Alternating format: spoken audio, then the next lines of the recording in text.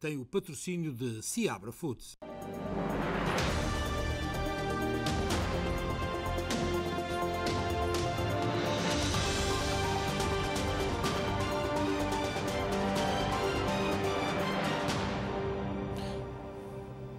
Boa noite, bem-vindos às Legislativas 2022. Hoje levamos até si a edição especial dedicada às eleições legislativas que se realizam no dia 30 de janeiro.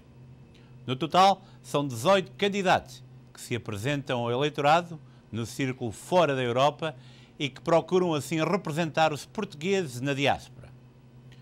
No total serão eleitos 4 deputados que representarão os portugueses residentes fora de Portugal continental e nas regiões autónomas. 2 em representação da Europa e 2 no círculo fora da Europa, que inclui os Estados Unidos.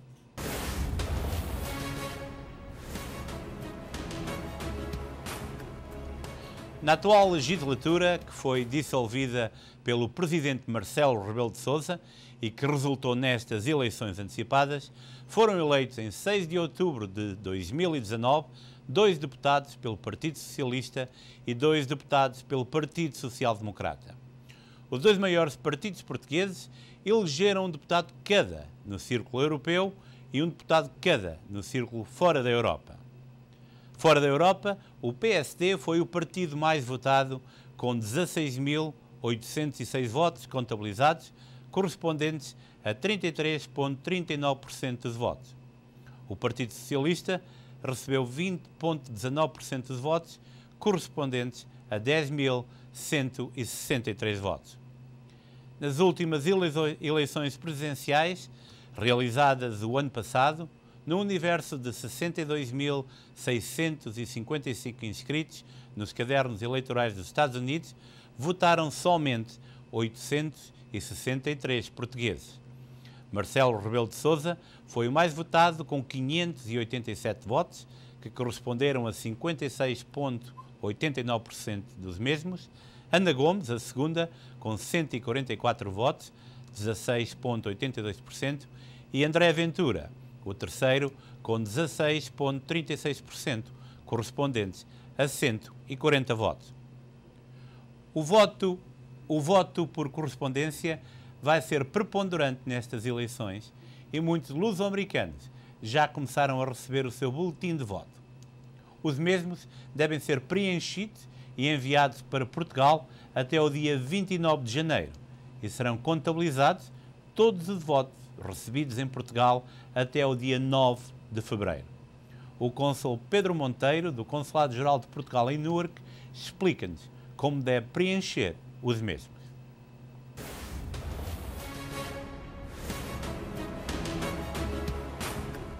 Cada eleitor vai receber em casa este envelope com vários subscritos. Tem o boletim de voto, preenche o boletim de voto pondo a cruz na força partidária ou no partido que pretende e não escreve mais nada. Depois, este boletim de voto, assim preenchido, entra dentro do subscrito verde e fecha esse subscrito verde. Depois, junta uma fotocópia do cartão de cidadão, do passaporte ou do bilhete de identidade e não necessita de ser um documento válido, pode até já estar caducado porque só tem de fazer prova de identificação, e tudo isso, este envelope verde fechado, mais a cópia do cartão de cidadão ou do passaporte, entra dentro deste envelope branco que já tem porte pago. Dirige, portanto, fechando depois este envelope com tudo dentro, dirige-se aos Correios e, em princípio, deverá ser aceito porque tem porte pago e há um acordo entre os Correios portugueses e os Correios aqui americanos de que isto deve ser aceito. Se, por acaso, o funcionário não conhecer ou não aceitar, também pode sempre pôr um selo, que é $1 e qualquer coisa, portanto, mas, em princípio, ele deverá aceitar este envelope com porte pago, portanto, gratuito, de envio gratuito.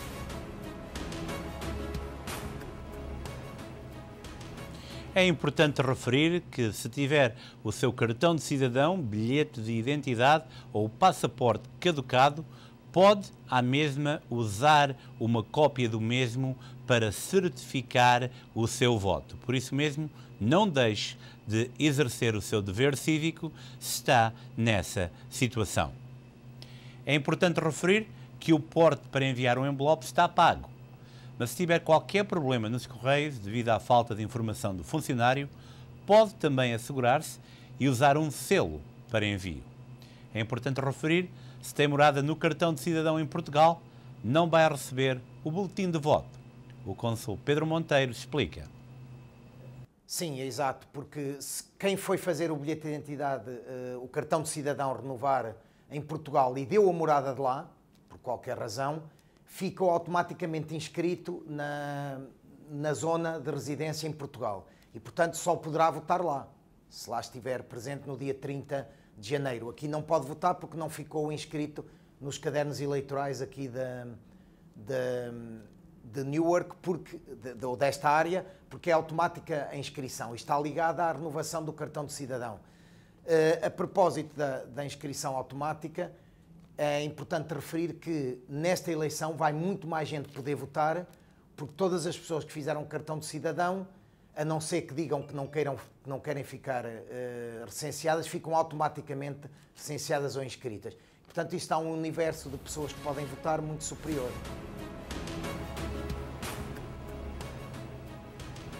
Muito importante referir também, se renovou o seu cartão de cidadão em Portugal, mas manteve o endereço nos Estados Unidos, pode sim votar e vai receber o boletim de voto.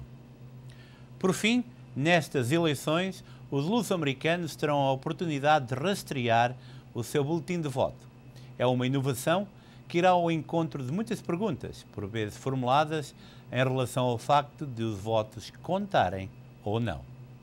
Portanto, isso pode ir ao site da Administração Eleitoral Portuguesa, vai ao portal Eu Eleitor, e aí coloca o número de cartão de cidadão e o nome, e pode ver o tracking do voto, portanto, em que ponto é que está no percurso até Portugal. Isso é interessante, é uma inovação, porque pode saber quando é que o voto chega a Portugal e se seguiu efetivamente. Uma inovação que, por certo, vai fazer com que muitos tenham pelo menos a curiosidade de votarem. Os dois partidos políticos portugueses com representação no círculo fora da Europa, o Partido Socialista, atualmente no poder, e o Partido Social Democrata, os mais votados nos Estados Unidos, apostaram em duas caras conhecidas da nossa comunidade para nos representar nas suas listas. A antiga deputada do Partido Social Democrata e presidente da Assembleia Geral do Lar dos Leões de New Jersey, Maria João de Ávila, é novamente candidata pelo Partido Social Democrata. Isabel Coelho Marques, presidente emérito do NY-PALC, apresenta-se nas listas do Partido Socialista e apresenta-se ao eleitorado pela primeira vez. A ideia deste programa é de dar a conhecer aos nossos telespectadores os cabeça de lista dos três partidos políticos que mereceram mais votos dos portugueses na diáspora nas duas últimas eleições, nas legislativas e também nas eleições para Presidente da República. Perante essa realidade, convidamos para esta troca de ideias o atual Ministro dos Negócios Estrangeiros e cabeça de lista pelo PS, o professor Santos Silva. Pelo PSD, convidamos o cabeça de lista Malo de Abreu, um homem de Coimbra, que substitui o deputado José Cesário. Pelo Chega, chegamos à conversa com o seu cabeça de lista pelo círculo fora da Europa, João Janela da Silva, também ele um imigrante residente em Macau. E são estes três homens que irão responder a uma série de perguntas que formulamos para levar até si as suas ideias. Vamos então abrir esta apresentação de ideias e projetos para a diáspora, começando com um tema que a todos nos preocupa: os serviços consulares. Eu fui ao consulado tentar fazer uma marcação para adquirir o cartão de cidadão e disseram-me que tinha que estar 6, 7 meses à espera.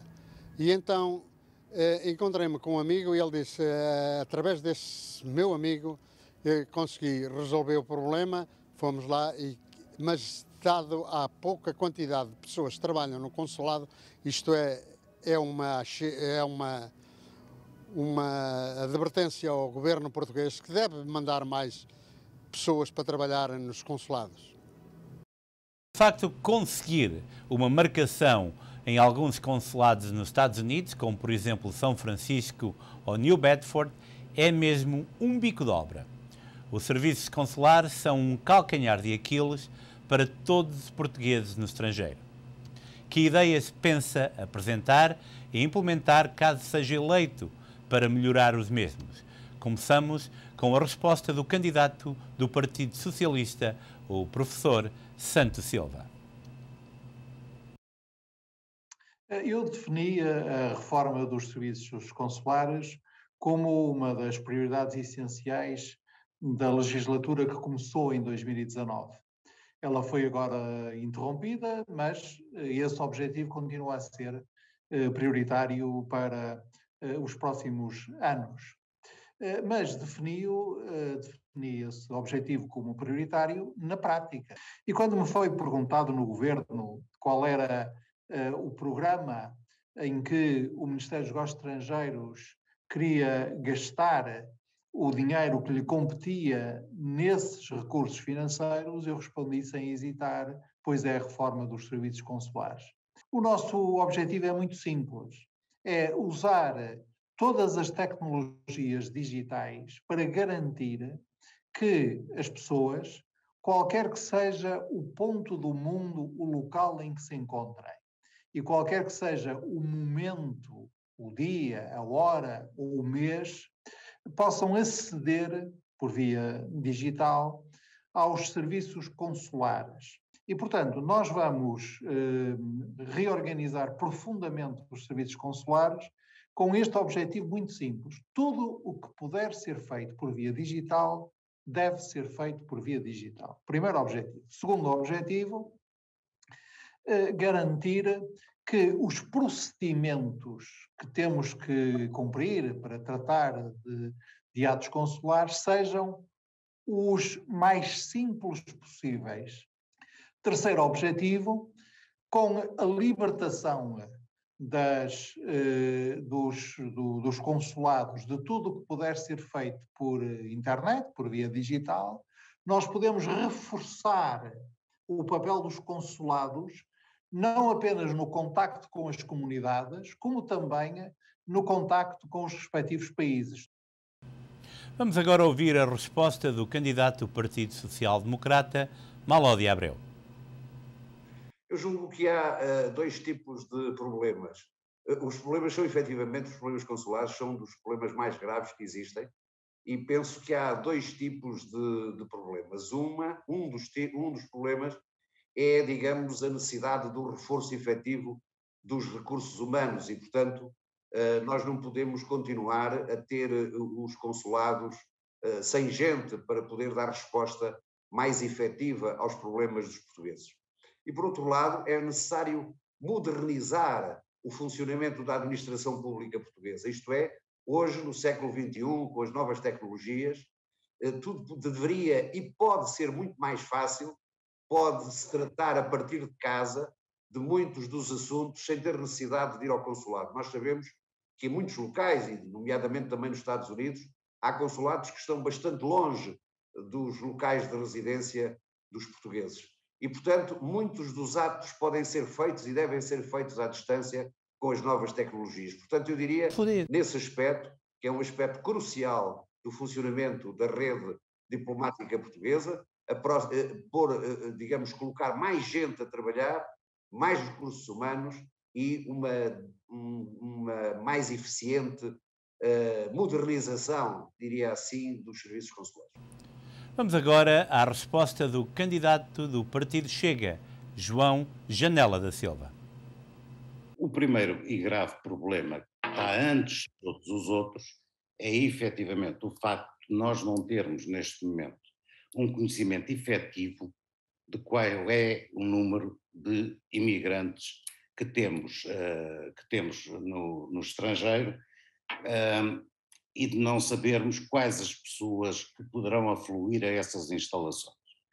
Para o Chega, e para mim em particular, é de primordial importância que se faça um levantamento dos cadernos eleitorais e o registro consular das pessoas que se encontram no estrangeiro. O que é certo é que desses 5 milhões existe 1,5 milhão que é do conhecimento, digamos assim, das autoridades, o que deixa de fora qualquer coisa como 3,5 milhões de portugueses espalhados pelo mundo.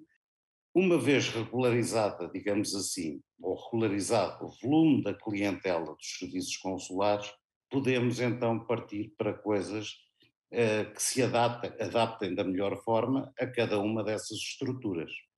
Eu não ponho de parte, por exemplo, que em muitos casos haja necessidade de descentralizar, digamos assim, aquilo que são as instituições normais que prestam estes serviços, ou seja, o governo português através dos consulados, e ter coisas muito parecidas com o que seria uma loja do cidadão em Portugal, que se permitiria que se privatizassem alguns serviços, que esses serviços se descentralizassem e que pudessem ser colocados junto de outros locais que tornassem mais acessível às pessoas o acesso, mais acessível a possibilidade de poderem requerer os seus documentos.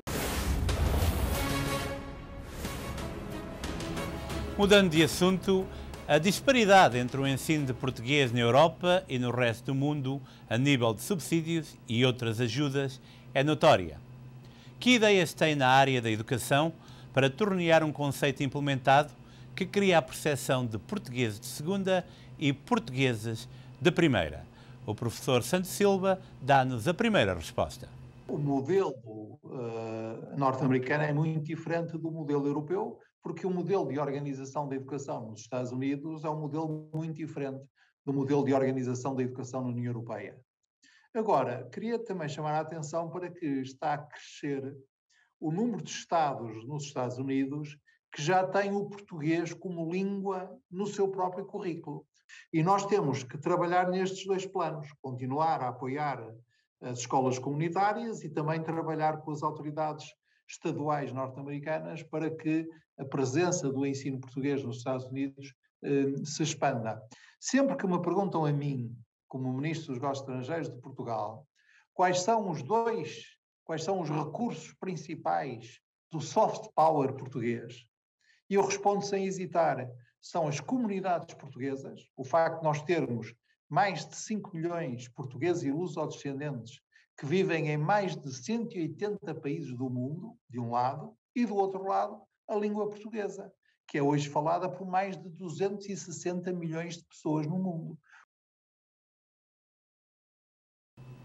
Vamos agora à resposta do candidato do Partido Social Democrata. Essa concepção é logo à partida uma concepção verdadeiramente abominável. Não há portugueses de primeira e portugueses de segunda.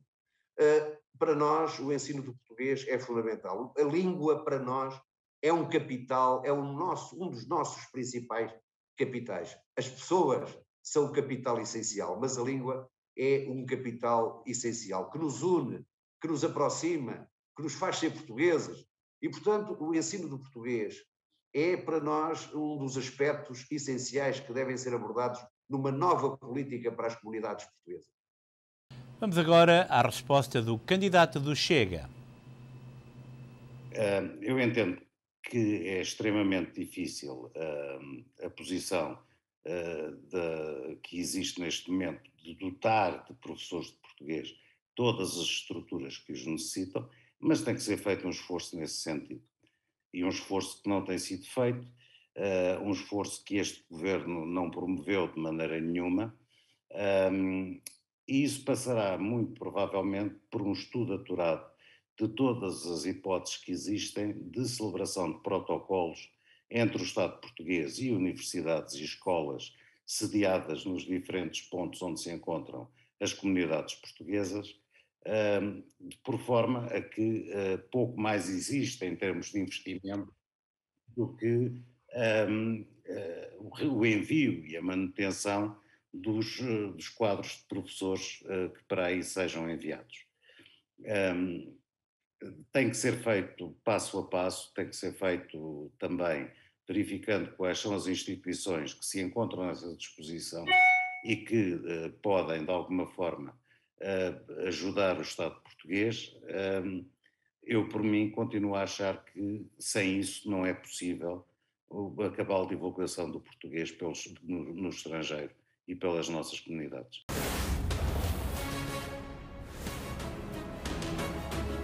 Vamos agora falar sobre possíveis investimentos de luso-americanos em Portugal. Existem serviços de apoio aos imigrantes em alguns concelhos que simplesmente não funcionam ou não são explorados.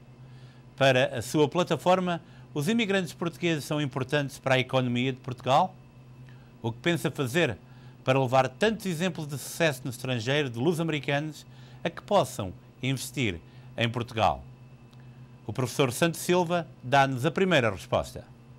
Já vi ao longo da minha vida, não apenas aqui em Portugal, mas também nos Estados Unidos e em muitos outros países, que os programas que a administração lança para simplificar as coisas, às vezes são prejudicados pela rotina da burocracia. E é preciso nós estarmos sempre em cima da burocracia para obrigá-la a mudar, para obrigá-la a simplificar, para obrigar as pessoas a tratar as pessoas como amigas e não como empecilhos, como adversários. Nós criamos o Programa Nacional de Apoio ao Investimento da Diáspora. Nesse sentido, as pessoas que pedem o seu registro como investidores da diáspora têm um estatuto, quer dizer, têm um registro próprio que lhes dá acesso a incentivos. E esses incentivos são majorados, são maiores, se as pessoas investirem no interior do país, o que aliás acontece muito com ex-imigrantes, que tendem a reinvestir nas suas terras de origem. Neste momento, já mais de 100 pessoas têm esse estatuto de investidores da diáspora. E são da ordem dos milhões os projetos de investimento oriundos das nossas comunidades que nós apoiamos aqui no Ministério dos Negócios Estrangeiros. E, portanto, não querendo infringir a regra que protege as fontes de um jornalista, devo dizer que tratarei de me informar sobre eventuais dificuldades que tenham sido colocadas a projetos de investimento oriundos de Nova Iorque, porque elas são exatamente ao contrário do que é a nossa política. Vamos agora ouvir a resposta do candidato do Partido Social Democrata, Malodi Abreu. Eu acho muito importante. Há empresários portugueses da primeira linha que estão espalhados pelo mundo e que devem ser chamados, devem ser incentivados a investir em Portugal. Isto faz-se com proximidade, isto faz-se falando pessoalmente com as pessoas, indo ao encontro dessa gente, indo ao encontro das pessoas. E, portanto, nós queremos que esses empresários, que são empresários de grande sucesso nos países onde se encontram, possam também investir em Portugal e participar no reequilíbrio deste país. Nós temos que ir ao encontro deles, temos que os convencer, temos que os acarinhar e temos que os trazer de volta a Portugal com as suas empresas. João Janela da Silva, do Chega, deu-nos também a sua resposta. Pouco mais há a fazer do que pôr as instituições que deviam trabalhar a trabalharem efetivamente. Porque a inércia tem sido a grande falha do governo português no investimento das suas comunidades em Portugal. Temos o AI-7 em Portugal. Temos uma diplomacia económica que deveria ser arrojada e não o é, e que tem de passar a ver os portugueses como efetivos destinatários das suas políticas. Nós andamos há anos a assobiar a investidores estrangeiros e a perder um capital humano extremamente valioso e extremamente sabedor de portugueses que se radicaram no estrangeiro, onde, como disse bem, do ponto de vista empresarial, são extremamente bem-sucedidos. Não há razão para não serem em Portugal. Agora, não pode estar esse investimento sujeito a regras e sujeito a burocracias que vão muito para além daquilo que é possível aguentar. As pessoas não podem estar a certificar documentos a toda a hora, não podem estar a mandar documentos em cima de documentos para justificar o seu investimento. É assim, temos que partir do pressuposto de que as pessoas são pessoas de bem e que têm a sua poupança e que a pretendem aplicar.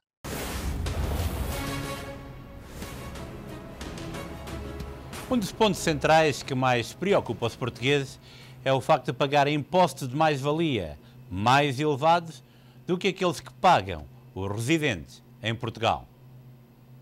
Compramos um imóvel por um determinado preço, depois na venda tivemos que pagar da percentagem de lucro, não é? Tivemos que pagar 27% da percentagem de lucro.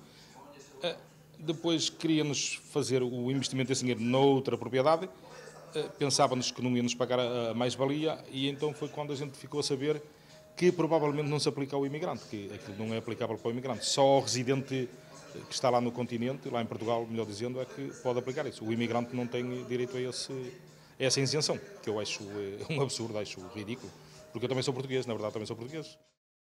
Os portugueses no estrangeiro pagam uma percentagem maior de impostos de mais-valia do que os portugueses ou até mesmo estrangeiros a residir em Portugal. Muitos portugueses preferem omitir a verdadeira residência no cartão de cidadão para tornear a situação. Qual é a sua opinião sobre este imposto de mais-valias, que é mais severo para portugueses no estrangeiro, e que medidas pensa implementar ou sugerir? Professor Santos Silva dá-nos a primeira resposta. Se eu recebo rendimentos em Portugal, pago impostos em Portugal. Se eu recebo rendimentos nos Estados Unidos, pago impostos nos Estados Unidos. Eu julgo que pode estar a referir-se a um elemento específico, no qual nós, de facto, reparamos que havia uma diferença de tratamento entre portugueses residentes no estrangeiro e portugueses residentes em Portugal, que diz respeito às mais-valias, ao imposto sobre as mais-valias obtidas na transação de imóveis, portanto, na venda de património e de propriedade. Porque aí, se o português que reside em Portugal vende o imobiliário em Portugal, a taxa que paga sobre as mais-valias é englobada no conjunto do IRS. Se o português vende um imóvel que tem em Portugal, mas vive no estrangeiro, paga uma taxa liberatória de 28%, se não me falha a memória. E isso pode significar uma diferença de tratamento, pode significar uma desigualdade.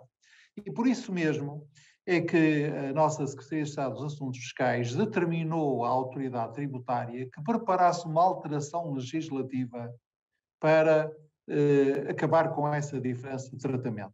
Infelizmente, a reprovação do orçamento e a interrupção da legislatura impediu que essa alteração legislativa se fizesse e por isso nós inscrevemos-la no nosso programa. Vamos agora à resposta de Malódia Abreu, candidato do Partido Social Democrata. Não é um problema grave, é um problema muito grave. Eu tenho dito que não há portugueses de primeira e portugueses de segunda. Nós somos, de facto, mais de 15 milhões de portugueses. E, portanto, os portugueses devem ser tratados todos da mesma maneira. E nós sabemos ainda mais que os que estão longe devem ser tratados de maneira especial.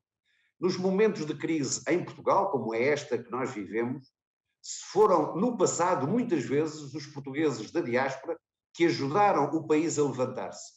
E nós temos dito, e eu repito aqui, É uma oportunidade também que deve ser dada aos portugueses da diáspora para ajudarem a reerguer, sobretudo, a questão económica, a crise económica que Portugal atravessa neste momento em função da crise pandémica, desta pandemia que nos afeta a todos.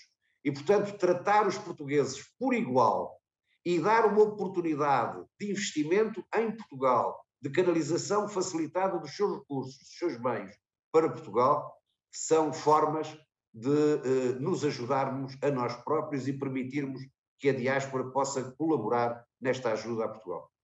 Vamos agora à resposta do candidato do Chega, João Janela da Silva. Bom, parece-me que, como em muitos outros impostos, o IRS teria de ser naturalmente modificado.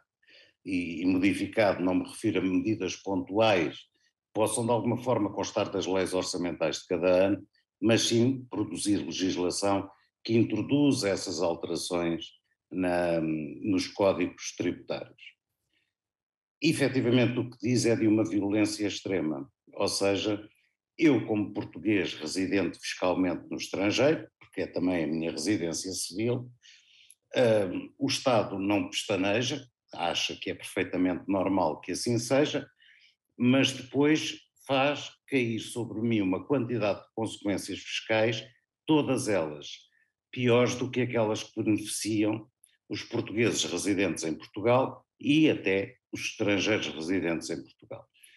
Uma dessas consequências é efetivamente em matéria de mais-valias, ou seja, eu posso perfeitamente ter uma casa, por motivos familiares ou por qualquer outro motivo, porque a lei não faz depender do motivo a realização de mais-valias, decido vender esse apartamento porque para mim faz mais sentido, a partir de um determinado momento, ter uma outra casa. E realizo mais-valias. Uma coisa perfeitamente normal. Comprei por 100, vendi por 120, tenho de mais-valias as 20. E o que é que acontece? Eu, cidadão português residente no estrangeiro, não tenho qualquer hipótese de repercutir essas mais-valias nos 3 anos posteriores através de um reinvestimento. Qualquer outro cidadão português residente em Portugal ou estrangeiro aqui residente pode fazê-lo. Ou seja, não paga imposto sobre as mais-valias que realizou, desde que o reinvista nos 3 anos subsequentes, ao passo que eu tenho que as declarar de imediato no ano civil seguinte à realização das mais-valias, só por ser imigrante. Não faz sentido. Vamos agora falar sobre o voto eletrónico. O voto eletrónico vai ser testado nas próximas eleições do Conselho das Comunidades. O que pensa sobre a matéria e que ideias podem daí surgir se for implementado? O candidato do Partido Socialista dá a primeira resposta. Eu acredito, mas sem pensar em magia. As coisas são step by step, como se diria nos Estados Unidos. São graduais, temos que ir com passos seguros. O voto em Portugal, como nos Estados Unidos, para ser válido, tem que ser pessoal, protegido e seguro. E, portanto, nós temos avançado no voto por correspondência, por exemplo, para as nossas comunidades, simplificando-o, e também estamos começando a testar o voto eletrónico.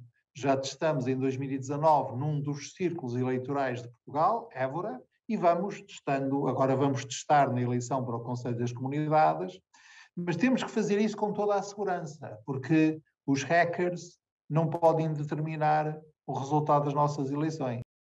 Vamos agora ouvir a resposta do candidato do Partido Social Democrata, Malodi Abreu. Eu sou muito favorável ao voto eletrónico. O que se passa hoje, e nós vemos na abstenção das comunidades, deve-se sobretudo à grande dificuldade em votar. Há 2 anos houve votos que não chegaram aos nossos compatriotas, nem vieram naturalmente de regresso. E, portanto, é necessário aqui acrescentar uma nova forma. Eu sou muito favorável ao voto eletrónico e farei tudo na Assembleia da República para que o voto eletrónico seja introduzido. Eu acho que não há nenhum problema em que isso se faça. Vamos agora também ouvir a resposta do candidato do Chega, João Janela da Silva. Bom, olha, definitivamente temos que promover o seu recenseamento em primeiro lugar, mas depois disso, naturalmente que o voto eletrónico é, de longe, um objetivo a atingir. O Conselho das Comunidades e a eleição desse Conselho vai ser um ótimo teste para o que está, para a realização dessa votação, mas temos que, como disse, manter as nossas cautelas. Não consigo verificar, ou pelo menos equacionar, o voto eletrónico sem as cautelas que são devidas. O voto por correspondência julgo que já não é, e como se tem visto, aliás, chega tardiamente, quando chega, algumas vezes não chega, quando finalmente atinge o seu destinatário, o destinatário nos Estados Unidos chega a uma estação de correios e dizem-lhe, mas que é isto, porte pago? Não está pago. O seu voto não vai nada para Portugal, porque esse protocolo a que o Estado português se refere, pura e simplesmente é desconhecido nos Estados Unidos. E o que é que as pessoas falam? O que é que as pessoas fazem? Vão ter o consulado e o consulado diz-lhes o quê? Vão selar aquilo que o Estado português desbaratou para vos mandar o correio e permitir alegadamente o envio do vosso voto? Não podem fazê-lo, naturalmente. O que deixa de fora pessoas que se integram, olha, num 1,5 milhão de conhecidos, mas que ainda assim não podem votar. É lamentável. Temos muito para mudar.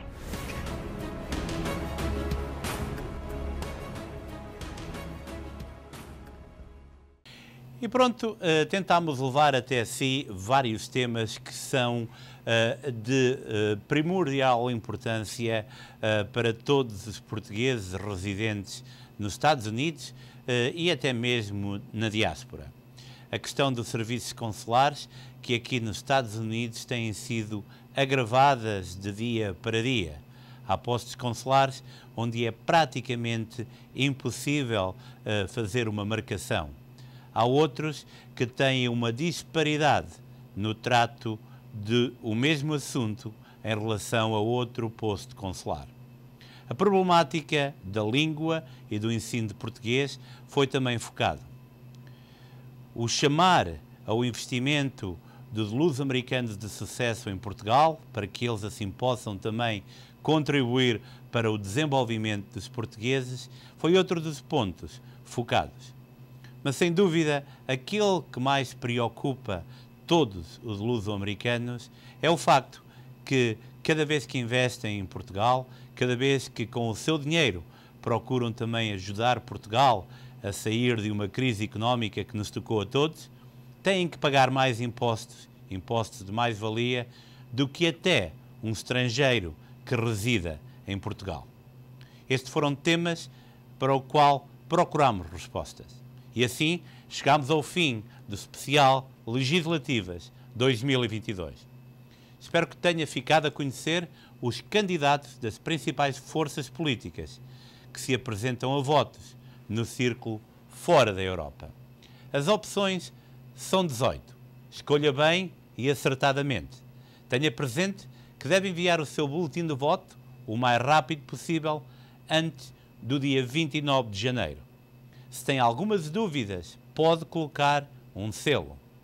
Pode utilizar como comprovativo da sua identidade um cartão de cidadão, um bilhete de identidade ou um passaporte que tenha ou que esteja caducado. Tenha também presente que para que o seu voto conte, terá que ser recebido em Portugal até ao dia 9 de fevereiro. Uma coisa é certa, não deixe de exercer o seu dever cívico. Para além de um direito, não deixa mesmo de ser um dever como português. Tenha um ótimo final de semana. Até segunda-feira, se Deus quiser.